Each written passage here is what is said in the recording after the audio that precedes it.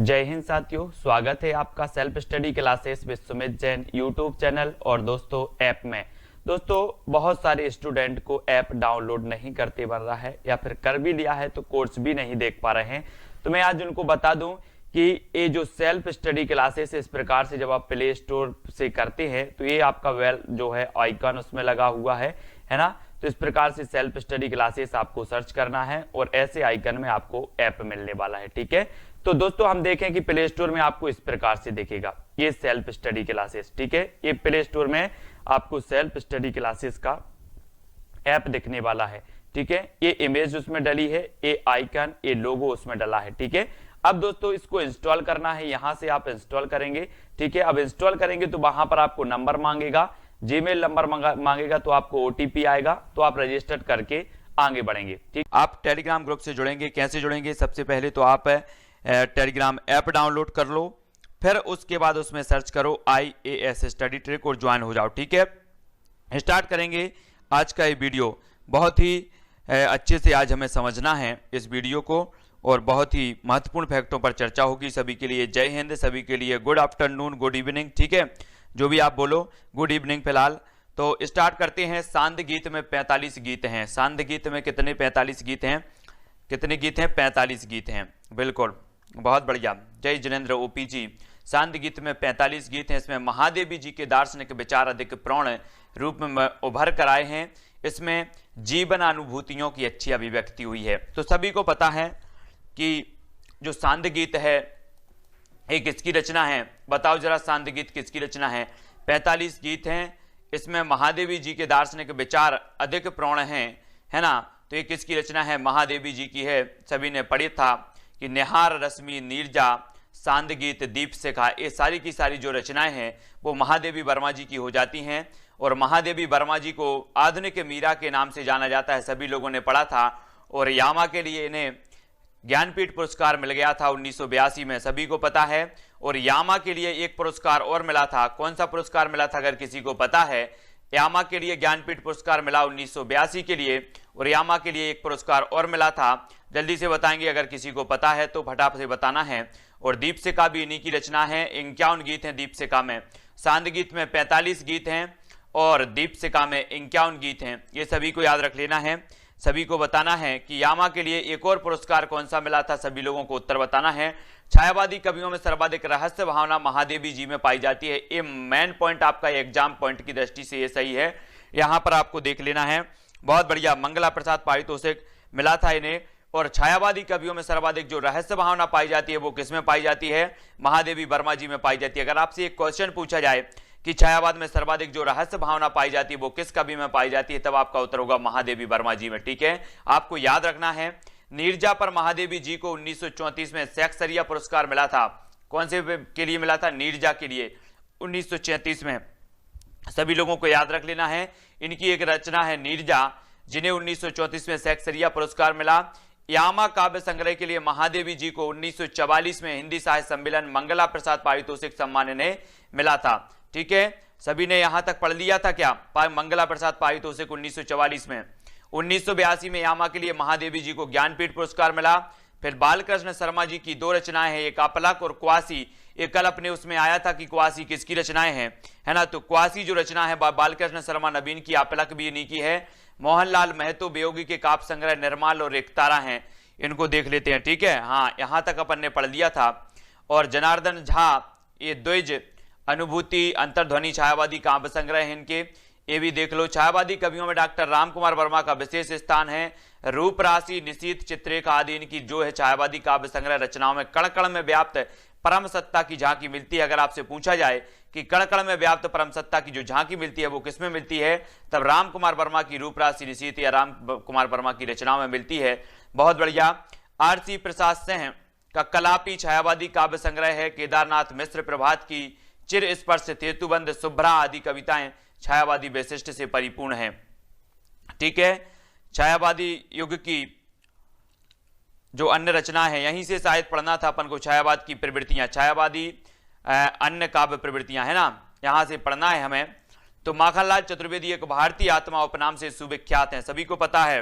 है ना, सभी लोग जानते हैं ना, एक कई बार पूछा गया कि एक भारतीय आत्मा उपनाम से नाम से जो विख्यात हैं वो कौन है, तब आपका उत्तर होता है माखनलाल चतुर्वेदी।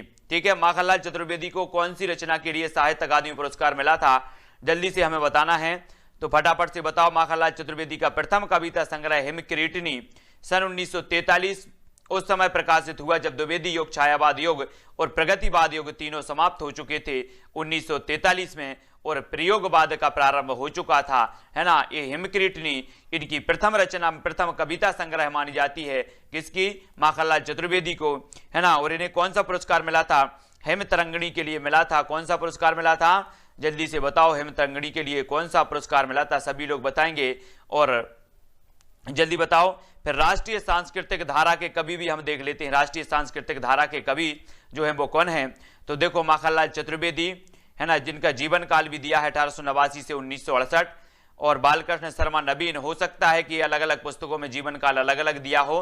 बालकृष्ण शर्मा नवीन 1897 से 1960, उदय शंकर भट्ट 1898 से, जी ये राष्ट्रवादी कवि हैं बालकृष्ण शर्मा नवीन। अगर आपसे पूछा जाए कि निम्न में से बताइए कौन सा राष्ट्रवादी कवि नहीं है, तब आपको ये सारे के सारे जो राष्ट्रवादी कवि हैं वो हमें पता होनी चाहिए। ठीक है, सभी को, बालकृष्ण शर्मा नवीन, माखनलाल चतुर्वेदी, उदय शंकर भट्ट, सुभद्रा कुमारी चौहान, रामधारी सिंह दिनकर, जगन्नाथ प्रसाद मिलिंद, भगवती चरण वर्मा, ये राष्ट्रवादी कवि माने जाते हैं। नरेंद्र शर्मा, रामेश्वर शुक्ल अंचल, आरसी प्रसाद सिंह, केदारनाथ मिश्र, प्रभात, श्याम नारायण पांडे और सोहनलाल द्विवेदी और रांगे राघव, ये सभी क्या माने जाते हैं, ये राष्ट्रवादी कवि माने जाते हैं, यादव जी, है ना। इन राष्ट्रवादी कवियों को हमें बहुत अच्छे से पढ़ना है। कभी कभी पूछ लिया जाता है कि निम्न में से बताइए कौन सा राष्ट्रवादी कवि नहीं है, तब आपको पता होनी चाहिए कि ये जो राष्ट्रवादी कवि हैं इनको हमें अच्छे से पढ़ना है। इनका जीवन काल भी यहाँ पर दिया है ना, राष्ट्रवादी कवियों का। हिमकिरीटिनी पर जो है चतुर्वेदी को देव पुरस्कार मिला, सागर विश्वविद्यालय ने इन्हें ऑनरेरी डायरेक्टरेट की जो है उपाधि प्रदान की थी। किसने की थी, सागर विश्वविद्यालय ने, सागर विश्वविद्यालय, सभी को याद रख लेना है, हरि सिंह गौर विश्वविद्यालय जिसका नाम है। और हिमकिरीटिनी पर चतुर्वेदी को देव पुरस्कार मिला था, ये चीज भी याद रख लेनी है। हेमतरंगिणी के लिए इन्हें मिला साहित्य अकादमी पुरस्कार सबसे पहले, और हिमकिरीटिनी के लिए इन्हें मिला देव पुरस्कार, ये चीज भी आप याद रख लेना है। और सागर विश्वविद्यालय में इन्हें क्या, ऑनरेरी डायरेक्टेड, है ना, डॉक्टरेट की जो है इन्हें उपाधि दी गई थी, ये चीज भी सभी को याद रखनी है। ठीक है, सन 1963 में भारत सरकार ने माखनलाल चतुर्वेदी को पद्म भूषण की उपाधि से सम्मानित किया। कब किया, 1963 में, ये चीज भी याद रख लेनी है, सभी को याद रख लेना है। 1900, है ना, हाँ 1954 में साहित्य अकादमी पुरस्कार शुरू हुआ था, और सर्वप्रथम 1955 में ये पुरस्कार मिला था। 1955 में ये मिला था किसे, हेमतरंगिणी के लिए, किसे मिला था, तो वो मिला था माखनलाल चतुर्वेदी को। 1954 में ये शुरुआत, मतलब इसकी स्थापना हुई थी 1954 में, और 1955 से प्रारंभ हुआ था देना। तो सबसे पहले 1955 में मिला था माखनलाल चतुर्वेदी को हेमतरंगिणी के लिए, याद रख लेना, बहुत बढ़िया, है ना, सभी को याद रखना है। और केदी और कोकिला चतुर्वेदी जी की अत्यंत प्रसिद्ध रचना है, इसमें जेल का वातावरण एकदम सजीव उठा। रात्रि के अंधकार में जब कोकिला कूक उठती है तो राजनीतिक बंदी का दुख और घनीभूत उठता है, बस दुख अपने लिए नहीं देश के लिए है, अतः उसके अंतस में विद्रोह की भावना और भी तीव्र उठती है। इस कविता का अंत जो है आशावादी है। तो आप सभी को याद क्या रखना है कि जो माखनलाल चतुर्वेदी हैं इन्हें 1963 में पद्म भूषण से सम्मानित किया गया, और एक कैदी और कोकिला चतुर्वेदी जी की अत्यंत प्रसिद्ध रचना मानी जाती है, कैदी और कोकिला, याद रख लेना है। और एक है पुष्प की अभिलाषा, सभी ने पढ़ा है ना, कि चाहे नहीं मैं सुरवाला के गहनों में गूंथा जाऊं, चाहे नहीं मैं क्या है आगे, ओपीजी, हाँ सभी को याद रख लेना, ये पुष्प की अभिलाषा माखनलाल चतुर्वेदी की सभी ने पढ़ी है। और माखनलाल चतुर्वेदी ने छायावाद युग के विषय राष्ट्रीयता, प्रेम और अध्यात्म और प्रकृति चुने हैं, पर अभिव्यक्ति की आत्मा द्विवेदी युग की है, अतः इन्हें द्विवेदी युग का कवि समझना चाहिए। देखो यहां पर समझो क्या बोल रहे हैं कि माखनलाल चतुर्वेदी ने छायावाद युग के विषय राष्ट्रीयता, प्रेम, अध्यात्म, प्रकृति चुने हैं, पर अभिव्यक्ति की आत्मा जो है वो क्या है, द्विवेदी युग की है। लेकिन आपको पता होगा कि इनकी जो कविता संग्रह हिमकिरीटिनी कब आई थी, 1943 में, जब जो है सारी के सारे युग समाप्त हो चुके थे, है ना। द्विवेदी युग, प्रगतिवादी, छायावाद, लेकिन यहां बोल रहे हैं कि इन्हें द्विवेदी युग का समझना चाहिए। ये चीज मेन पॉइंट ये है। अगर आपसे पूछा जाता है माखनलाल चतुर्वेदी किस काव्य धारा से संबंधित हैं, तब आपको काव्य धारा की बात हो रही तो द्विवेदी युग, ठीक है, याद रख लेना सभी को। बालकर्ण शर्मा नवीन की कुछ रचनाओं में छायावादी भावबोध विद्यमान है, किंतु उनका मुख्य स्वर राष्ट्रीयता और देश प्रेम है ना। बालकर्ण शर्मा नवीन सभी ने पढ़ा है ना।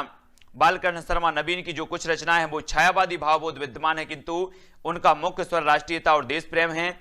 इनकी एक उर्मिला रचना है बालकर्ण शर्मा नवीन की, उर्मिला, ठीक है, कौन सी है, उर्मिला, ये हमेशा पूछी जाती है उर्मिला। सुभद्रा कुमारी चौहान की प्रथम रचना है 1915 ईस्वी में प्रयाग की मर्यादा पत्रिका में प्रकाशित हुई थी। सुभद्रा कुमारी चौहान की प्रथम रचना, अगर आपसे पूछा जाता है कि सुभद्रा कुमारी चौहान की जो प्रथम रचना थी 1915 ईस्वी में प्रयाग की जो मर्यादा पत्रिका थी उसमें प्रकाशित हुई थी इनकी। सुभद्रा कुमारी चौहान के जीवन का आधार चित्तौड़ की रानी महारानी पद्मिनी और झांसी की रानी लक्ष्मीबाई थी। इनके जीवन का आदर्श माना जाता है ना। हाँ, बहुत बढ़िया ओपीजी। झांसी की रानी ईस्ट इंडिया कंपनी के अंतिम गवर्नर जनरल लॉर्ड कैनिंग के कार्यकाल में सन 1857 के सशस्त्र विद्रोह का चित्र प्रस्तुत करने के लिए लिखी गई थी झांसी की रानी। और ये झांसी की रानी किसकी रचना है सभी लोग बताएंगे। यशरथी, पुष्पेंद्र जी, रंजना जी, हिंदी मंत्र, मुग्ध, बहुत बढ़िया, सभी लोग बताएंगे। सीमा सोनी जी कि झांसी की जो रानी है वो किसकी रचना है, सभी लोगों को बताना है। और सुभद्रा कुमारी चौहान का काव्य संग्रह मुकुल कई बार पूछा गया है, 1930 में प्रकाशित हुआ था, है ना। मुकुल ये जो काव्य संग्रह है ये किसका है, सुभद्रा कुमारी चौहान जी का है, और ये 1930 में प्रकाशित हुआ और कई बार पूछा गया है। तो एग्जाम पॉइंट की दृष्टि से आपका आईएमपी क्वेश्चन हो जाता है। इस पर सन 1931 में इन्हें साहित्य सम्मेलन प्रयाग की ओर से सैक्सरिया पुरस्कार मिला था, सभी को याद रख लेना है। मोस्ट इंपॉर्टेंट यहां से क्वेश्चन आपके आएंगे। मुकुल जो कविता संग्रह है वो किसका है, तब आप सभी का जो उत्तर हो जाता है वो किसका हो जाता है, सुभद्रा कुमारी चौहान जी का है। और 1931 में इसे साहित्य सम्मेलन प्रयाग की ओर से सैक्सरिया पुरस्कार मिला था। तो बहुत ही महत्वपूर्ण है कीर्ति जी, सभी लोगों को याद रख लेना है, ठीक है। रामधारी सिंह दिनकर की रेणुका और हुंकार पराधीनता काल की रचना है, मोस्ट इंपॉर्टेंट आपसे पूछा जाता है दोस्तों। निम्न में से बताइए कौन सी रामधारी सिंह दिन की पराधीनता काल की रचनाएं मानी जाती हैं, तब आपका उत्तर रेणुका और हुंकार होनी चाहिए, ठीक है ना। इन रचनाओं को सरकार ने आपत्तिजनक मानकर दिनकर जी से स्पष्टीकरण मांगा था। और एक क्वेश्चन यहां से भी बनता है कि दिनकर जी की कौन सी रचनाओं को जो है सरकार ने आपत्तिकरण मानकर जो है उनसे स्पष्टीकरण मांगा था। तो वो दोनों ही रचनाएं हैं, रेणुका और हुंकार, और ये पराधीनता काल की रचनाएं हैं। तब हुंकार अगर भरेंगे तो क्या कहेंगे, इन लोग तो बोलेंगे ना कि आप हमारे शासन के विरुद्ध बोल रहे हो। तो रेणुका और हुंकार ये दोनों रचनाएं रामधारी सिंह दिनकर की और मोस्ट इंपॉर्टेंट रचनाएं हैं, तो ये सभी को याद रख लेनी है, ठीक है, बहुत बढ़िया, सभी लोगों को याद रख लेना है। अगला देख लेते हैं, अगला जो हमारा पॉइंट है वो क्या है, वो क्या बोल रहे हैं। दिनकर जी ने जनतंत्र का जन्म शीर्षक कविता में 26 जनवरी 1950 को घोषित किया था। सिंहासन खाली करो कि जनता आती है, बहुत बढ़िया। दिनकर जी जो है ये बहुत ही इन्होंने जनतंत्र का जन्म जो है शीर्षक कविता में लिखी, और ये 26 जनवरी 1950 को घोषित किया था कि सिंहासन खाली करो कि जनता आती है ना। अगर ये आपसे पूछा जाता है कि सिंहासन खाली करो कि जनता आती है, ये जो है किसने घोषित किया, तब आपका उत्तर होगा दिनकर जी का। और ये किस कविता में घोषित किया, तो जनतंत्र कब किया, 26 जनवरी 1950। आईएमपी क्वेश्चन है, मोस्ट आईएमपी है ना, याद रख लेना है सभी को, बहुत बढ़िया। और दिनकर कृत रसवंती में यौवन सौंदर्य और ब्रह व्यथा गीत हैं। दिनकर कृत जो रसवंती है इसमें यौवन सौंदर्य और ब्रह व्यथा के गीत हैं, बहुत बढ़िया, सभी लोगों को याद रख लेना है ना। और दिनकर कृत बुद्धदेव, कलातीर्थ, कलिंग विजय कविताएं जो है सांस्कृतिक संदेश की वाहिका हैं। बुद्धदेव, दिनकर कृत जो बुद्धदेव है, कलातीर्थ है और कलिंग विजय, ये जो कविता है वो सांस्कृतिक संदेश की वाहिका मानी जाती हैं इनकी, दिनकर जी की, ठीक है। अब आप सभी को बताना है दिनकर जी के लिए किस रचना के लिए ज्ञानपीठ पुरस्कार मिला था, सभी लोग कमेंट में बताएंगे। हिमालय संदेश दिनकर जी का एक लंबा संगीत रूपक है जिसमें अज्ञान, घृणा और हिंसा को वर्तमान जीवन की विषमता का कारण बताकर उसके स्थान पर ज्ञान, प्रेम और शांति की स्थापना का संदेश दिया है। हिमालय संदेश में किसने, दिनकर जी ने, है ना। आप सभी को याद रख लेना है, संगीत रूपक है, क्या है, संदेश रूपक, दिनकर जी का कुरुक्षेत्र श्रेष्ठ प्रबंध काव्य है, यह महाभारत के शांति पर्व से प्रभावित है। कुरुक्षेत्र पूछा जाता है, हमेशा पूछा जाता है कि जो कुरुक्षेत्र है वो किसकी रचना है, तब आपका उत्तर होना चाहिए दिनकर। ठीक है, सभी लोगों को याद रख लेना है, कुरु कुरु स्वाहा, दिन में ही करना है कुरु कुरु स्वाहा, तो कुरुक्षेत्र जो है ये दिनकर जी की रचना हो जाएंगी। कुरुक्षेत्र मनुष्य की आधारभूत समस्याओं का विवेचन करने वाला एक उत्कृष्ट चिंतन प्रधान काव्य है ना। और उर्वशी दिनकर जी का 5 अंकों में विभाजित काव्य है, याद रख लेना। ये उर्वशी जो है, एक उर्वशी हमने पढ़ी थी जयशंकर प्रसाद जी की रचना, उर्वशी है ना, और ये उर्वशी दिनकर जी की भी रचना है। 5 अंकों में विभाजित एक काव्य रूपक है, एक काव्य रूपक माना जाता है, और इसका केंद्रीय भाव क्या है, प्रेम है। इसमें पुरुरुबा और उर्वशी के प्रेम का चित्रण है। यहां से भी क्वेश्चन बनता है उर्वशी में किसके प्रेम का चित्रण है, तब आपका उत्तर होगा पुरुरुबा और उर्वशी। ठीक है, उर्वशी दिनकर जी की रचना है और ये 5 अंकों में विभाजित है। ठीक है, और उर्वशी के लिए कब मिला था, 1972 में ज्ञानपीठ पुरस्कार भी मिला था उर्वशी के लिए, तो सभी को याद रख लेना है। बहुत ही बढ़िया प्रश्न यहां से आपके बन जाते हैं। ठीक है, रवि जी, हेमलता जी, यश जी, रिंकू जी, सभी लोग बहुत बढ़िया तरीके से बिल्कुल आराम से देख रहे हैं। रश्मि रथी का नायक कर्ण है, रश्मि रथी का जो नायक है वो कौन सा है, कर्ण, जिसके माध्यम से सामयिक प्रश्नों को उठाया गया है। रश्मि रथी का जो नायक माना जाता है वो कर्ण माना जाता है ना, और इसके माध्यम से सामयिक प्रश्नों को उठाया गया है। और दिनकर कृत परशुराम की प्रतीक्षा एक कई बार पूछी गई है, भारत चीन युद्ध को आधार लेकर लिखी गई है। एक क्वेश्चन आपसे बनता है, निम्न में से बताइए कौन सी रचना, दिनकर जी की कौन सी रचना है जो भारत चीन युद्ध पर आधार मानकर लिखी गई है, तब आपका उत्तर होगा परशुराम की प्रतीक्षा। और एक क्वेश्चन आपसे पूछा जाता है कि जो परशुराम की प्रतीक्षा है किसकी रचना है, तब आपका उत्तर होता है दिनकर जी की है। ठीक है, सभी लोगों को याद रख लेना है। और परशुराम की प्रतीक्षा हमें दिन में करना है, रात में नहीं करना है। ठीक है, परशुराम की प्रतीक्षा हमें कब करना है, दिन में करना है, दिन में। सभी लोग दिन में करेंगे परशुराम जी की प्रतीक्षा, रात में नहीं करेंगे। रामसेन दिनकर को राष्ट्रीय जागरण तथा भारतीय संस्कृति का कवि कहा जाता है। अगर आपसे पूछा जाए कि निम्न में से बताइए कौन सा कवि राष्ट्रीय जागरण तथा भारतीय संस्कृति का कवि माना जाता है, और आपको जयशंकर प्रसाद और आदि आदि जो है विकल्प दिए जाएं, तब उत्तर आपका रामधारी सिंह दिनकर होगा।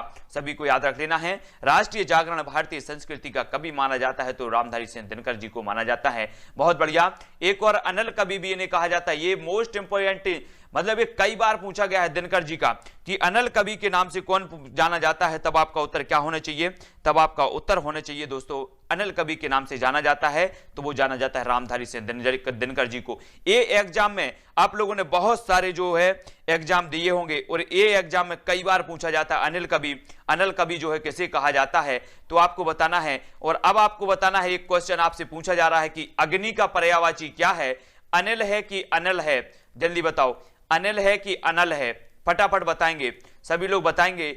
और अग्नि का पर्यायवाची क्या है, अनल है कि अनिल है, और अनल किसका पर्यायवाची है, तो जल्दी से पूरा विस्तृत रूप से सभी लोग बताएंगे, फटाफट से सभी लोग बताएं अग्नि का पर्यायवाची क्या है।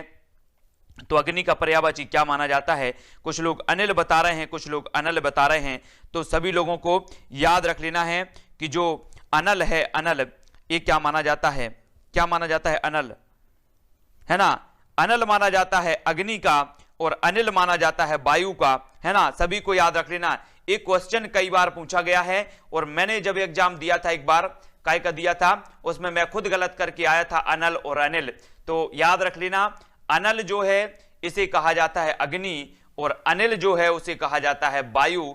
तो सभी को याद रख लेना है, कई बार पूछा गया है और कई बार गलत भी हुए हैं लोगों के साथ। अनिल मतलब क्या हो जाता है, वायु, और अनल मतलब हो जाता है क्या, अग्नि, है ना। यहां पर उत्तर आ रहा है नल, और नल हम कब चलाएंगे, जब अग्नि जलेगी, अग्नि जलेगी, अग्नि, ठीक है, जब अग्नि जलेगी तो हम नल चला देंगे तो बुझ जाएगी, तो अनल और अनिल तो जो है अनिल हो जाएगा, और वायु को हमें बिल्कुल नील नहीं करना, नील नहीं करना, ठीक है, सभी को याद रख लेना है। सियाराम शरण गुप्त के नकुल, सोहनलाल द्विवेदी के कुणाल, और श्याम नारायण पांडे की हल्दी घाटी, गुरु भक्त सिंह की नूरजहां आदि में अतीत के गौरवशाली चित्र खींचे गए और उन्हें सामयिक संदर्भों में जोड़ा गया है। तो सियाराम शरण गुप्त की जो है सोहनलाल, नकुल, सियाराम शरण गुप्त की नकुल इनकी है, सोहनलाल द्विवेदी जी की कुणाल है, और श्याम नारायण पांडे की हल्दी घाटी, है ना, हल्दी घाटी ये इंपॉर्टेंट है, हल्दी घाटी श्याम नारायण पांडे, गुरु भक्त की जो है नूरजहां आदि में अतीत के गौरवशाली चित्र खींचे गए हैं। इन सभी को याद रख लेना है, ठीक है। हाँ, सभी लोगों को याद रख लेना। उन्मुक्त प्रेम मार्गी काव्य लिखना है। अब उन्मुक्त प्रेम मार्गी काव्य हम पढ़ रहे हैं अब सभी।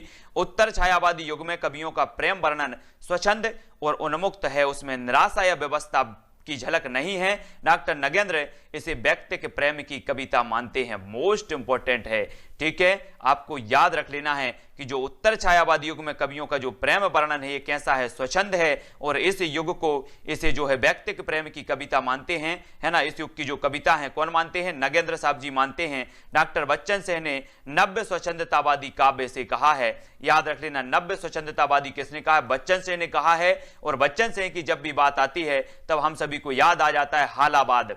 हालाबाद के प्रवर्तक माने जाते हैं बच्चन सिंह, ठीक है, सभी लोग याद रख लेना। और जब बच्चे लोग हल्ला करते हैं तो हम क्या बोलते हैं बच्चों से, हल्ला मत करो। क्या बोलते हैं, हल्ला मत करो। तो हालाबाद के प्रवर्तक भी बच्चन सिंह हो जाएंगे। इस प्रकार से याद भी करना है। हरिवंश राय बच्चन को उमर खय्याम का जीवन दर्शन बहुत पसंद आया।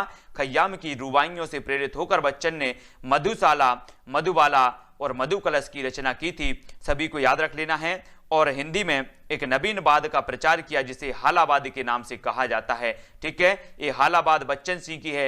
मधुशाला, मधुबाला और मधुकलश ये इन्हीं की रचनाएं हैं बच्चन सिंह की। सभी लोगों को बिल्कुल याद रख लेना है। बहुत बढ़िया, है ना।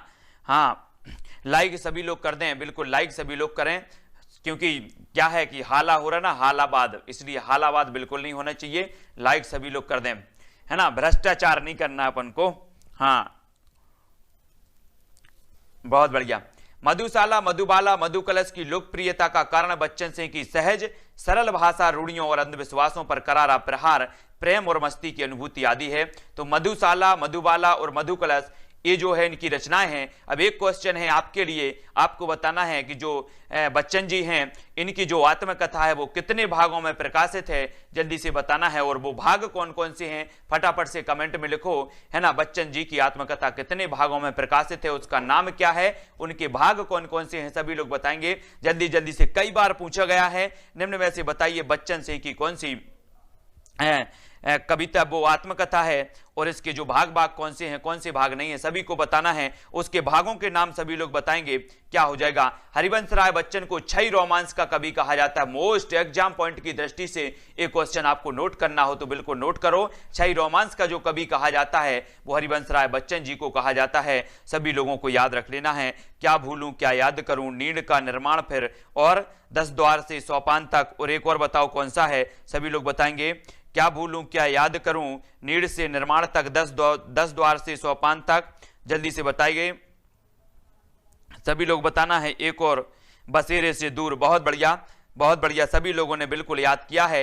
ये चारों भाग याद करना है। नेट पीजीटी वाले जो बच्चन सिंह जी की आत्मकथा है, ये 4 भाग पूछे जाते हैं। मैंने प्रश्न देखा है पेपर में, इस प्रकार से पूछा जाता है कि निम्न में से बताइए कौन सा भाग बच्चन जी की आत्मकथा का नहीं है या फिर है, तब आपको याद रख लेना है। चारों भाग याद रख लेना है सभी को, है ना। क्षय रोमांस का कवि किसे कहा जाता है, तो ये बच्चन जी को कहा जाता है, सभी को याद रख लेना है। भगवती चरण वर्मा की मधुकण और प्रेम संगीत में मस्ती और प्रेम संबंधी रचनाएं हैं। तो बच्चन जी के बारे में यहां पर बहुत हमने कुछ पढ़ लिया कि इन्हें क्षय रोमांस का कवि कहा जाता है। हालाबाद के प्रवर्तक हैं। मधुशाला, मधुबाला, मधुकलश इनकी रचनाएं हैं। इन्होंने जो उत्तर छाया उन्मुक्त प्रेम मार्गी जो काव्य है उन्हें नव्य स्वच्छंदतावादी काव्य कहा है ना। बच्चन जी के बारे में इतनी सारी जानकारी जब हमने पढ़ ली है तो क्या बहुत कुछ हमने पढ़ दिया है। अब देख लेते हैं, और है ना, बहुत बढ़िया। अगला हम देखते हैं दोस्तों, क्या नरेंद्र शर्मा हरिशंकर बच्चन से अत्यंत प्रभावित हैं। इनकी कविता में लौकिक प्रेम के विभिन्न जो है विविध दृश्यों की भरमार है। रामेश्वर शुक्ल अंचल को हिंदी काव्य साहित्य में मासलवाद का प्रवर्तक माना जाता है। सभी लोगों को याद रख लेना है ना। रामेश्वर शुक्ल अंचल ये क्या है, मासलवाद के प्रवर्तक माने जाते हैं। सभी लोगों को याद रख लेना है ना। सभी को याद रख लेना है। आपसे पूछा जाता है, एक तो हालाबाद पूछा जाता है, दूसरा मासलवाद पूछा जाता है। तो हालाबाद और मासलवाद दोनों याद रख लेना है। मासलवाद के अंचल साहब हैं और हालाबाद के बच्चन जी हैं, सभी को याद रख लेना है। हिंदी में हालाबाद की जो अवधि मानी जाती है 1933 से 1936 मानी जाती है हालाबाद की, ठीक है। गीत विधा के कवि देख लो, हरिवंश राय बच्चन। अगर आपसे पूछा जाएगा कि निम्न में से बताइए कौन सा गीत विधा का कवि नहीं है, तब आपको ये याद होनी चाहिए। हरिवंश राय बच्चन, जानकी वल्लभ शास्त्री, शिवमंगल सिंह सुमन, शंभुनाथ सिंह और गोपाल सिंह नेपाली। और इनका ये जीवन काल यहां पर दिया है, इनका जन्म काल यहां पर दिया है, तो ये चीज भी आपको याद रख लेना। गीत विधा के कवि हैं, बहुत ही महत्वपूर्ण कवि हैं। ठीक है, बहुत बढ़िया। फिर से हम अब प्रगतिवाद के बारे में पढ़ेंगे। प्रगतिवाद और सभी की प्रगति हो रही है कि नहीं हो रही है। सभी लोग जो कभी हिंदी साहित्य में अपने आप को कमजोर या कम प्रतिभाशाली समझ रहे थे, उनकी प्रगति हो रही है कि नहीं हो रही है। हमारे सभी भाइयों की प्रगति हो रही कि नहीं। प्रगतिशील लेखक संघ की स्थापना सन 1935 ईस्वी में एम फॉस्टर की अध्यक्षता में पेरिस में हुई थी। ठीक है, कहां पर हुई थी? अगर बात की जाती है कि विश्व की, तो विश्व में जब प्रगतिशील संघ की बात होती है तो 1935 में एम फॉस्टर की अध्यक्षता में पेरिस में हुई थी। और भारत में प्रगतिशील लेखक संघ की जो स्थापना हुई थी वो कब हुई थी? 1936 में हुई थी। और 1936 से प्रगतिवाद का उदय माना जाता है। सभी लोगों को पता है, सभी को पता है ना? बहुत बढ़िया, सभी लोगों को याद रख लेना है। 1935 में प्रगतिशील लेखक संघ की स्थापना हुई थी। कहां पर हुई थी? पेरिस में हुई थी। ठीक है, सभी को याद रख लेना है। एक क्वेश्चन और हम आपसे पूछ ले रहे हैं, पेरिस का नाम आया है तो पेरिस के बारे में बताओ कि पेरिस में एक कौन से अंतरराष्ट्रीय संगठन का मुख्यालय है, जो हमेशा एग्जाम में पूछा जाता है। जल्दी से कमेंट में लिखेंगे, फटाफट से जल्दी से लिखो। और अभी कोरोना वायरस चल रहा है, कोरोना वायरस सभी को पता है ना, कोरोना वायरस चल रहा है। और कोरोना वायरस में जो है विश्व स्वास्थ्य संगठन ने अभी स्वास्थ्य आपातकाल घोषित किया है पूरे विश्व का। विश्व में स्वास्थ्य आपातकाल घोषित किया है WHO ने। और WHO का जो मुख्यालय है वो जिनेवा में है। लेकिन पेरिस में कौन सा मुख्यालय है? तो बहुत बढ़िया नीरू जी, यूनेस्को का मुख्यालय है पेरिस में। और पेरिस सीन नदी के किनारे है, सभी को पता है। और यहीं पर 1935 में जो भई थी वो प्रगतिशील लेखक संघ की स्थापना हुई थी। सभी लोगों को याद रख लेना है। और प्रगतिशील भारत में लेखक संघ की स्थापना अपने लखनऊ में हुई थी 1936, इसका सही हो जाएगा। ठीक है, लखनऊ में हुई थी 1936 में। और प्रगतिशील लेखक संघ के जो प्रथम अधिवेशन के अध्यक्ष थे वो कौन थे? मुंशी प्रेमचंद थे, है ना। और ये लखनऊ में हुआ था। एक कई बार पूछी गई है, सभी लोग याद रख लेना है। ठीक है, सभी लोगों को याद रखना है दोस्तों कि जो प्रगतिशील लेखक संघ है इसकी स्थापना 1936 में भारत में हुई। और मुंशी प्रेमचंद जी इसके प्रथम अध्यक्ष थे और लखनऊ में हुई थी। हिंदी साहित्य में प्रगतिवाद का जो आरंभ माना जाता है वो 1936 ईस्वी से माना जाता है, कंफ्यूज नहीं होना है। प्रगतिवाद के आदि प्रवर्तक कार्ल मार्क्स हैं। राजनीति में जो मार्क्सवाद है, साहित्य में वही प्रगतिवाद है। मोस्ट इंपॉर्टेंट है ना। प्रगतिवाद के जो आदि प्रवर्तक माने जाते हैं वो कौन माने जाते हैं? कार्ल मार्क्स माने जाते हैं। ये पॉइंट आपको याद रख लेना है। और प्रगतिवाद की ओर झुकाव सबसे पहले उन्हीं कवियों का हुआ जो छायावाद के स्तंभ थे, जैसे सुमित्रानंदन पंत इसमें अग्रणी हैं। यही आए। और सुमित्रानंदन पंत की वो रचना कौन सी है? युगांत। युगांत में जो है जो छायावाद का अंत और प्रगतिवाद की शुरुआत के जो है लक्षण हैं वो परिलक्षित होने लगते हैं। सभी लोगों को याद रख लेना है। सभी को 1936 में पंत जी ने युगांत द्वारा छायावादी युग के अंत की घोषणा की है। 1936 में इनकी जो रचना है युगांत, इससे जो है छायावाद के युग की अंत होती है। अगर आपसे पूछा जाता है कि पंत जी की किस रचना के साथ छायावाद युग का अंत होता है, तब आपका उत्तर होगा युगांत। ठीक है, याद रख लेना है। युग वाणी में पंत जी ने प्रगतिवाद को युग की वाणी कहा है। इनकी ग्राम्या भी इसी ढंग की रचना है।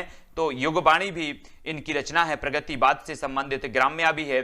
पंत जी ने अपने प्रगतिवादी विचारों को और अधिक स्पष्ट करने के लिए रूपाब नामक पत्रिका का प्रकाशन किया था। मोस्ट इंपॉर्टेंट क्वेश्चन है, रूपाब नामक पत्रिका का प्रकाशन किसने किया था? आपसे ये क्वेश्चन पूछा जाता है, कई बार पूछा गया है। सभी लोगों को याद रख लेना है कि ये जो रूपाब है ये पंत जी ने जो है प्रकाशित की थी इस पत्रिका को, तो सभी को याद रख लेना है। ठीक है, बहुत बढ़िया। ये प्रकृति के चितेरे कवि कहे जाते हैं। पल्लव इनकी छायावादी जो रचना है, मैनिफेस्टो उसे कहा जाता है। निराला जी की रचना में प्रगतिशील स्वर आरंभ से ही विद्यमान था। कुकुरमुत्ता, गर्म पकौड़ी, डिप्टी साहब आ गए, है ना, भिक्षुक, बनबेला आदि कविताओं में उनका यह मानवतावादी पक्ष जो है उभर कर आया है। सभी लोगों को याद रख लेना है। ठीक है, सभी लोग याद रख लेंगे। ये निराला जी की हैं। कुकुरमुत्ता, गर्म पकौड़ी, है ना, गर्म पकौड़ी याद रख लेना। ये कई बार पूछी गई है, गर्म पकौड़ी, है ना। और डिप्टी साहब आ गए, भिक्षुक और बनबेला आदि कविता में उनका मानवतावादी पक्ष उभर कर आता है और ये प्रगति स्वर जो है यहां से आरंभ हो जाता है, सभी को याद रख लेना है। निराला जी की विधवा वह तोड़ती पत्थर जैसी कविताओं में सर्वहारा वर्ग की दीनहीन दशा का उल्लेख हुआ है। मतलब जो विधवा है और वह तोड़ती पत्थर यथार्थवादी रचनाएं मानी जाती हैं, तो इनको याद रख लेना। आपसे एक क्वेश्चन बनता है, निम्न में से बताइए निराला की कौन सी रचना यथार्थवादी है, तब आपका उत्तर होगा तोड़ती पत्थर या फिर विधवा। इन्होंने दीनहीन दशा, जो वर्तमान काल में जो दीनहीन दशा थी सर्वहारा वर्ग की, उसका उल्लेख इसमें किया गया है, तो ये चीज याद रखनी नहीं है ना। क्रांतिकारी कवि ओज के कवि कहे जाते हैं, है ना। प्रतिवादी कवियों में केदारनाथ अग्रवाल का नाम विशेष उल्लेखनीय है। केदारनाथ अग्रवाल के बारे में सभी ने पढ़ा होगा, केदारनाथ अग्रवाल। और आपको बताना है किस कवि को कैन का कवि कहा जाता है, सभी लोग बताएंगे उत्तर क्या हो जाएगा। कैन का कवि किसे कहा जाता है, सभी लोगों का उत्तर फटाफट से आना है, जल्दी से बताओ। एस जी, पुष्पेंद्र जी, ओपी जी, एस जी, सभी लोग बताएंगे। निशा जी, केदारनाथ अग्रवाल की रचनाएं रूसी, जर्मन, अंग्रेजी, चेक आदि भाषाओं में अनुदित होकर विश्व सम्मान की अधिकारिणी बनी। केदारनाथ अग्रवाल को जो है कैन नदी के किनारे घंटों एकांत में बैठकर देखना, उसकी कलकल ध्वनि को सुनना और उसमें खो जाना बेहद प्रिय था। अतः केदारनाथ जी को कैन का कवि कहा जाता है। एग्जाम पॉइंट की दृष्टि से नोट कर लो कि कैन का जो कवि कहा जाता है वो केदारनाथ अग्रवाल को कहा जाता है, सभी लोगों को याद रख लेना है। बहुत ही महत्वपूर्ण ये प्रश्न है केदारनाथ अग्रवाल जी का, ठीक है, याद रख लेना है सभी लोगों को, भूल तो नहीं रहे हो आप लोग। अगला क्वेश्चन है, केदारनाथ जी ने युग युग की गंगा में विषम अर्थव्यवस्था का यथार्थ चित्र खींचा। कौन सी में? युग युग की गंगा में। किसने? केदारनाथ जी ने, केदारनाथ अग्रवाल जी ने, जिन्हें समस्याओं को प्रेमचंद ने अपने कथा साहित्य में अंकित किया, उन्हीं समस्याओं को केदारनाथ अग्रवाल ने जो है अपनी कविताओं में चित्रित किया है, सभी को याद रख लेना है। प्रेमचंद की बात आई है तो प्रेमचंद के बारे में सभी लोग बता देना कि इनका अधूरा जो उपन्यास था वो कौन सा था, सभी लोग बता देना। सभी लोग बताएंगे। अमेरिकी साम्राज्यवाद का मुकाबला करने वाले वियतनाम पर केदारनाथ जी ने कविता लिखी है।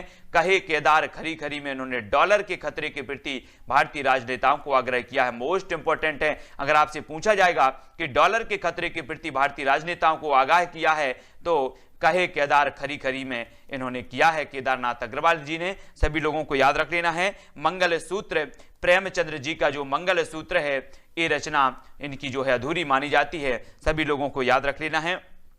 बहुत बढ़िया। बसंत में प्रसन्न हुई पृथ्वी कविता में केदार जी प्राकृतिक सौंदर्य में सहृदय से तल्लीन हुए। इसमें उनकी मिट्टी के साथ जुड़ने की तल्लीनता दिखाई देती है, वह अद्वितीय एवं सराहनीय है। कौन जी?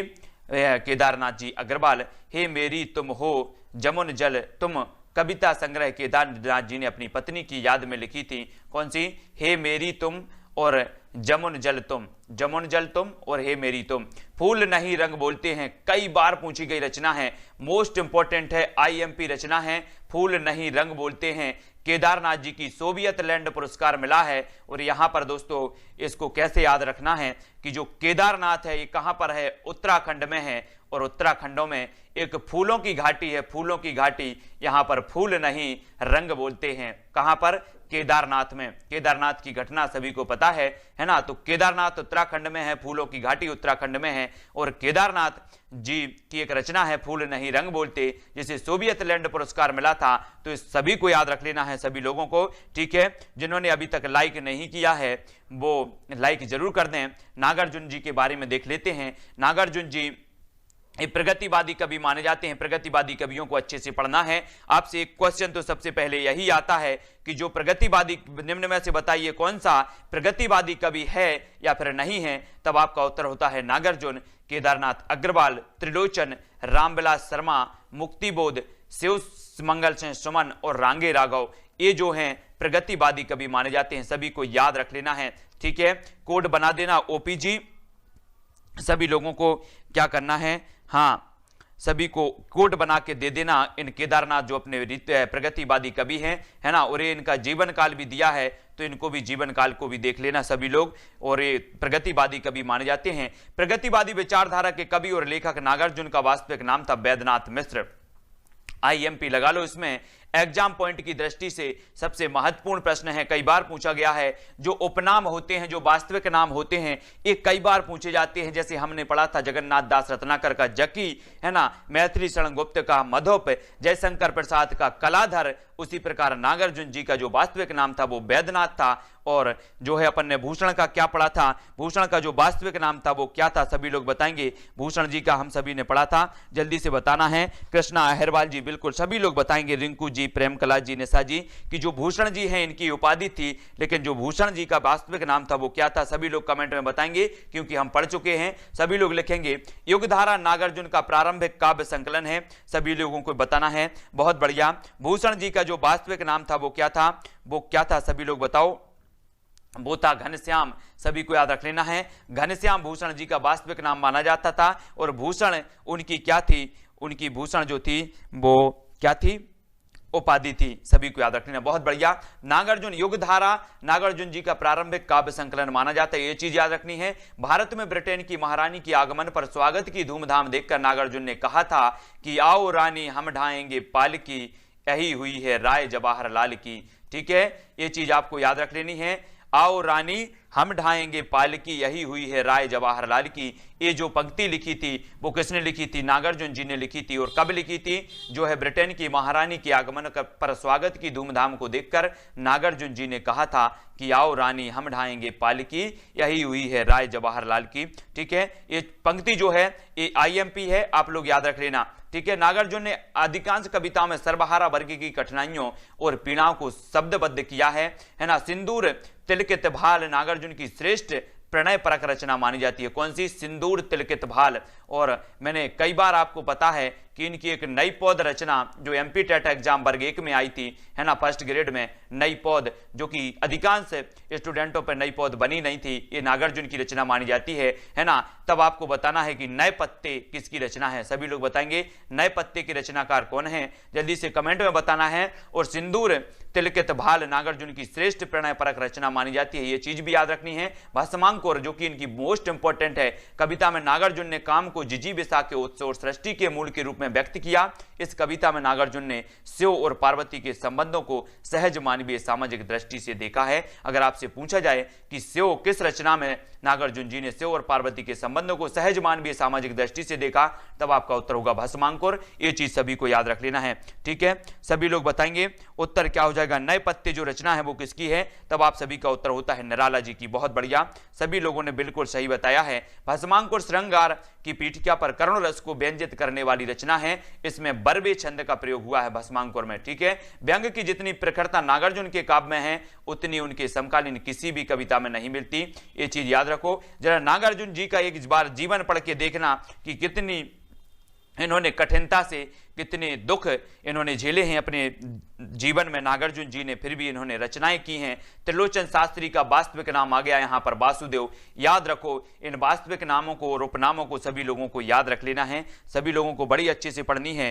त्रिलोचन शास्त्री का जो वास्तविक नाम है वो क्या था, वासुदेव सिंह, वासुदेव संहिता, सभी को याद रख लेना, मोस्ट इंपॉर्टेंट वासुदेव संहिता। और त्रिलोचन के काव्य में ग्रामीण और गांव की समस्याएं हैं, धर्म ईश्वर के प्रति अंधश्रद्धा नहीं रखते, है ना, अपने तेवर और विचारों से प्रगतिवादी प्रतीत होते हैं, प्रगतिवादी होते हुए भी वे खेमे से बाहर दिखाई देते हैं। त्रिलोचन सॉनेट रचना के लिए ये कितनी बार पूछा गया है, कई बार पूछा गया है। ऐसा कोई शायद को ही एग्जाम हो जिसमें सॉनेट रचना के लिए जाने जाते हैं त्रिलोचन, ये ना पूछा गया हो। तो त्रिलोचन सॉनेट रचना के लिए पूछा जाता है, हमेशा पूछा जाता है। ठीक है, सभी लोग 102 जो देख रहे हैं सभी का लाइक आना चाहिए, सभी का लाइक बिल्कुल फटाफट से आना चाहिए। त्रिलोचन ने रोला, कुंडलियां, बरबे आदि पुराने छंदों का भी प्रयोग किया, इन्होंने मुक्त छंदों का भी सृजन किया है, किसने, त्रिलोचन जी ने। अब रांगे रागों की बात करें तो रांगे राघव कविताओं में समाजवादी चिंतन और सामाजिक चेतना की शक्ति है। राह के दीपक की कविताओं में युगीन यथार्थ के संदर्भ में प्रकृति छवि का भी अंकन किया। मोस्ट इंपॉर्टेंट राह के दीपक आप सभी को याद रख लेना है, रांगे राघव हैं। रांगे राघव को आपको ऐसा नहीं लग रहा कि जैसे रघुवीर की बात हो रही हो, राम की बात हो रही है, रांगे राघव। तो हमारे जो राह के दीपक होते हैं वो कौन होते हैं, रघुवीर होते हैं, राघव होते हैं। ठीक है, सभी को याद रख लेना है। जब भी हम किसी राह पर जाते हैं तो राह के दीपक कौन होते हैं? राघव जी होते हैं, राघव, है ना। रांगे राघव की एक रचना हो जाएगी राह के दीपक। ये चीज सभी को याद रख लेना है। प्रगतिवादी कवियों में शिवमंगल सिंह सुमन ने गीतों की भी रचना की और लंबी कविताएं भी लिखी हैं प्रगतिवादी कवियों में, ठीक है, सभी को याद रख लेना है। हाँ, तो एशिया जाग उठा है, जल रहे हैं दीप, जलती है जवानी, प्रलय सृजन। ये जो है एशिया जाग उठा है, मोस्ट इंपॉर्टेंट, जल रहे हैं दीप, जलती है जवानी और प्रलय सृजन। ये प्रलय और सृजन भी कई बार पूछा गया है, सभी को याद रख लेना है। ये किसकी रचनाएं हैं? ये सभी शिवमंगल सिंह सुमन जी की रचनाएं हैं, है ना। प्रलय और सृजन ये सभी और जो जलती है जवानी, जल रही एशिया जाग उठा आदि कविताओं में पूंजीपतियों की शोषक नीति की निंदा की, दीन दुखियों के प्रति संवेदन व्यक्त की है। अब बात कर लेते हैं रामविलास शर्मा की। रामविलास वर्मा जो हैं, रामविलास शर्मा जी प्रख्यात प्रगतिवादी समीक्षक हैं। इनकी कविताओं में सादगी, वेग और सहजता का सौंदर्य है। रामविलास शर्मा जो है ये प्रगतिवादी समीक्षक माने जाते हैं। अभी एक क्वेश्चन पूछा जाता है, मोस्ट इंपॉर्टेंट, यहां से क्वेश्चन हमें याद रखना है, कौन सा प्रगतिवादी समीक्षक माना जाता है, कौन सा छायावादी समीक्षक माना जाता है। अभी एमपी टेट वर्ग 1 में एक क्वेश्चन पूछा गया था कि जो ऐसे कुछ पूछा गया था, समीक्षक वाला पूछा गया था कि ये किस युग के समीक्षक माने जाते हैं। तब सभी को याद रख लेना है कि जो रामविलास शर्मा है ये कौन से माने जाते हैं? प्रगतिवादी समीक्षक माने जाते हैं, सभी को याद रख लेना है, ठीक है। प्रयोगवाद और नई कविता के बारे में हम पढ़ लेते हैं, मोस्ट इंपॉर्टेंट है। वाद्य के रूप में प्रयोग शब्द का प्रचलन सन 1943 में अज्ञे द्वारा संपादित तार सप्तक से माना जाता है ना। तो 1943 में जो है वाद्य के रूप में प्रयोग शब्द का जो प्रयोग है वो 1943 में अज्ञे द्वारा संपादित तार सप्तक से माना जाता है, ठीक है, सभी को याद रख लेना है। चार जो ताप सप्तक जो है प्रकाशित हुए हैं तार सप्तक, उनमें जो पहला तार सप्तक था उसे पहला तार सप्तक नहीं बोला जाता है, इसे सिर्फ क्या बोला जाता है? तार सप्तक बोला जाता है। और दूसरा तार सप्तक पर दूसरा बोलते हैं, तीसरे को तीसरा बोलते हैं, ये सभी को याद रख लेना है, ठीक है। तो ये तार सप्तक ही होता है। अगर आपसे पूछा जाता है निम्न में से बताइए कौन सा तार सप्तक का कवि नहीं है, तब आपको प्रथम तार सप्तक समझना है, ठीक है। सभी लोगों को अगर दूसरे का पूछा जाएगा तो दूसरा लिखा होगा, तीसरा का पूछा जाएगा तो तीसरा लिखा होगा, सभी लोगों को याद रख लेना है, ठीक है। तार सप्तक में 7 कवियों की रचनाएं प्रकाशित हैं। गजानन माधव मुक्तिबोध, नेमी चंद्र जैन, भारत भूषण अग्रवाल, प्रभाकर माचवे, गिरजा कुमार माथुर, डॉक्टर रामविलास शर्मा और अज्ञे जी, है ना, याद रख लेना है। तो अपन को कैसे याद रख लेना है? नेमी मुक्त भारत की प्रभागिरी राम की आज्ञा से, नेमी मुक्त भारत की प्रभागिरी राम की आज्ञा से, ठीक है, गिरी राम की आज्ञा से। तो नेमी से हो जाएगा नेमी, कौन होंगे? नेमी चंद्र जैन, मुक्त से मुक्तिबोध हो जाएंगे, भारत से भारत भूषण अग्रवाल हो जाएंगे, प्रभा से प्रभाकर जी हो जाएंगे, ठीक है, प्रभाकर माचवे होंगे, गिरी से हो जाएंगे कौन? गिरी से गिरजा कुमार माथुर, की राम से हो जाएंगे रामविलास शर्मा, और आज्ञा से तो अज्ञे हो जाएंगे। तो याद रख लेना है, ठीक है, बहुत बढ़िया। तो नेमी मुक्त भारत की प्रभागिरी राम की आज्ञा से, इस प्रकार से याद भी कर लेना है। दूसरा तार सप्तक है रघुवीर सहाय, धर्म भारती, है ना, धर्मवीर भारती, नरेश मेहता, शमशेर बहादुर, भवानी प्रसाद मिश्र, शकुंतला माथुर और हरि नारायण व्यास। हरि भवानी शकुन करे, शेर नरे रघु धर्म करे, हरि भवानी शकुन करे, शेर नरे रघु धर्म करे। तो हरि से क्या हो जाएगा? हरि से क्या हो जाएगा? हरि कहाँ गए? हरि नारायण व्यास। हरि भवानी तो भवानी प्रसाद मिश्र, हरि भवानी शकुन करे तो शकुन से शकुंतला माथुर, शकुंत माथुर शकुन करे, शेर नरे तो शमशेर बहादुर, शेर नरे तो नरेश मेहता, है ना, शेर नरे रघु धर्म करे तो रघुवीर, और फिर धर्मवीर भारती। तो ये इसका कोड हो जाएगा, सभी लोगों को याद रख लेना है, ठीक है। हाँ, सभी लोगों को याद करते जाना है ट्रिक, ओपीजीबी ट्रिक बता रहे हैं, तो जो ट्रिक जो भी अच्छी लगती है सभी लोग पढ़ते जाएं। और तीसरा तार सप्तक कीर्ति चौधरी, प्रयाग नारायण त्रिपाठी, केदारनाथ अग्रवाल, कुंवर नारायण, विजय देव नारायण शाही, सर्वेश्वर दयाल सक्सेना और मदन वात्सायन, ये तीसरे तार सप्तक के हैं। चौथे तार सप्तक के राजेंद्र किशोर, श्रीराम वर्मा, सुमन राजे, नंद किशोर आचार्य और स्वदेश भारती, राजकुमार अंबोज और अवधेश कुमार, ये चौथे तार सप्तक के हैं। ठीक है, सभी लोगों को याद रख लेना है। तार सप्तक का एक वीडियो आपको अलग से लाएंगे जिसमें हम पूरे तार सप्तक पढ़ेंगे, तार सप्तक के बारे में देखेंगे, उनकी पूरी ट्रिक पढ़ेंगे, तार सप्तक के किस प्रकार से प्रश्न पूछे जाएंगे वो आएंगे। ठीक है, तो हम अलग से लेके आएंगे आपको तार सप्तक का पूरा, और सभी को याद रख लेना है। अज्ञे ने तार सप्तक के कवियों को राहों का निवेशी कहा है। मोस्ट इंपोर्टेंट IMP ये क्वेश्चन लिखो, एग्जाम पॉइंट की दृष्टि से पूछा जाता है कि राहों का निवेशी किसे कहा जाता है, तो वो तार सप्तक के कवियों को कहा जाता है। और किसने कहा है, तो अज्ञे ने कहा है। याद रख लेना, अज्ञे ने जो है राहों का अन्वेषी कहा है तार सप्तक के कवियों को। दूसरा, तार सप्तक में अज्ञे ने आत्मा अन्वेषण पर बल दिया है, आत्मा अन्वेषण पर। तीसरे सप्तक में कवि अब स्वयं अपनी कविताओं के आलोचक बनकर उभरे हैं, तो ये चीज भी याद रखनी है सभी लोगों को। ठीक है, बहुत बढ़िया। आचार्य नंदुलारे वाजपेयी ने तार सप्तक की समीक्षा में इस काव्य प्रवृत्ति का नाम प्रयोगवाद दिया था। याद रख लेना, है ना, किसने दिया था इसका, आचार्य नंद दुलारे वाजपेयी ने दिया था। और ये तार सप्तक जो है ये नाम चल पड़ा, सभी को याद रखना, तार सप्तक की समीक्षा में प्रयोगवाद नाम चल पड़ा। अगर आपसे पूछा जाए कि जो प्रयोगवाद है इसका प्रयोगवाद नाम किसने दिया, तब आपका उत्तर होगा आचार्य नंद दुलारे वाजपेयी ने। और जब आचार्य नंद दुलारे वाजपेयी की बात आती है तो नंद दुलारे वाजपेयी ने छायावाद का प्रवर्तक किसे माना है, ये पॉइंट हमें याद आ जाता है, तो उत्तर आप सभी को बताना है कि नंद दुलारे वाजपेयी ने छायावाद का प्रवर्तक किसे माना है और इन्होंने प्रयोगवाद शब्द दिया है, ये चीज भी याद रख लेनी है। ठीक है, हाँ, अज्ञे ने प्रयोगवाद शब्द को अनुपयुक्त मानते हुए दूसरा सप्तक की भूमिका में स्पष्ट किया कि प्रयोग का कोई वाद नहीं, विरोध और अस्वीकृति के बाद भी प्रयोगवाद शब्द सर्वमान्य हो गया। प्रयोगवादी कवियों में मध्य वर्गीय समाज के चित्रण को प्रमुखता दी गई है, तो सभी लोगों को याद रख लेना है। जय हिंद साथियों, स्वागत है आपका self study classes with Sumit Jain YouTube channel और दोस्तों ऐप में।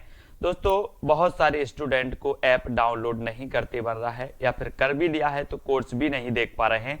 तो मैं आज उनको बता दूं कि ये जो सेल्फ स्टडी क्लासेस इस प्रकार से जब आप प्ले स्टोर से करते हैं तो ये आपका वेल जो है आइकन उसमें लगा हुआ है ना।